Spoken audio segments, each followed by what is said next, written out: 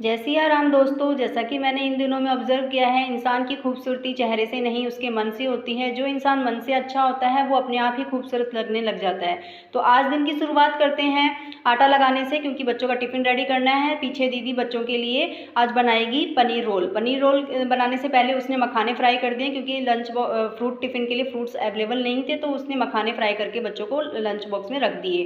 फिर उसके बाद में उसने शिमला मिर्च, प्याज और टमाटर को काट कर उसे घी के अंदर छौंक दिया और सब बेसिक मसाले जैसे हल्दी, काली मिर्च और काला नमक उसके अंदर डाल दिया। हम किसी प्रकार के सॉसेज, मेयोनीज वगैरह का यूज़ नहीं करते हैं। सिंपल चटनी बनाते हैं टमाटर की और वही बच्चों को रख देते हैं।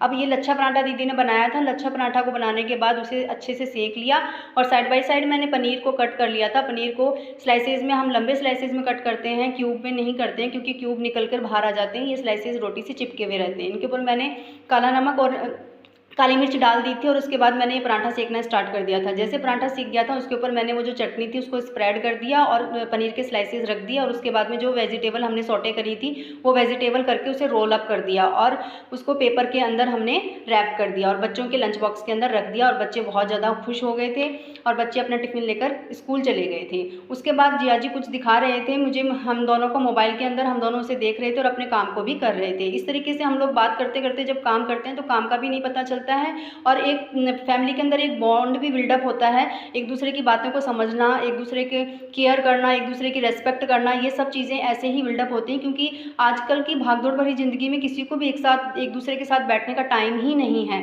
इस प्रकार के छोटे छोटे पल जब हम साथ में स्पेंड करते हैं तो फैमिली जो बॉन्ड है वो बहुत अच्छा बन जाता है। और उसके बाद मैंने बर्तन साफ़ किए और दीदी अपनी चाय चढ़ा रखी थी। चाय बनने के बाद हम तीनों ने मिलकर, सास बहू ने मिलकर हमने चाय पी। मम्मी जी के साथ बातचीत करी। मम्मी जी भी दिन में अकेले रह जाते हैं तो उनके साथ भी हम इसी टाइम पे थोड़ी बहुत बातचीत कर लेते हैं। फिर मैं प्लेटफॉर्म साफ़ करने लगी, थोड़ा सा किचन को क्लीन करने लगी।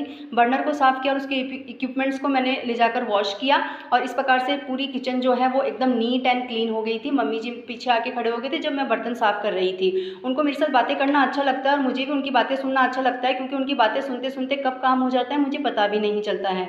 और इस प्रकार से मेरे पूरे बर्तन साफ़ हो गए थे और ये देखिए किचन एकदम हो गई थी टकाटक।